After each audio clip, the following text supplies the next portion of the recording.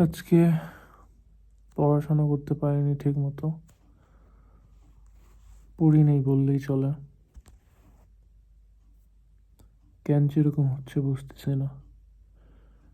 শরীরটাও কেমন যে আজকে অনেক, গতকাল রাত থেকে অনেক গ্যাসের সমস্যা হয়েছে, আজকে আরও অনেক হচ্ছিল। পরে আম, আহ,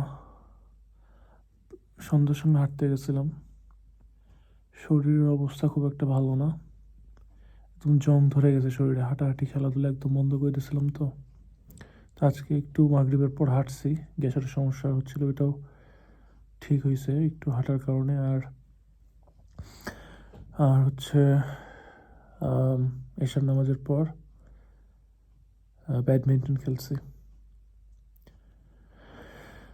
আর কালকে সকালবেলা ফুটবল খেলতে যাবো ভাবতেছি। শরীরটা ঠিক রাখতে হবে, তাহলে পড়াশোনা হয়তো বা মনটা বসবে।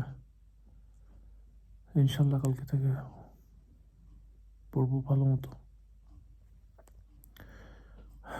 12:30 মতো বাজে এখন, সকাল 7টায় ওঠার চেষ্টা করব, উঠে ফুটবল খেলতে যাব যদি উঠতে পারি।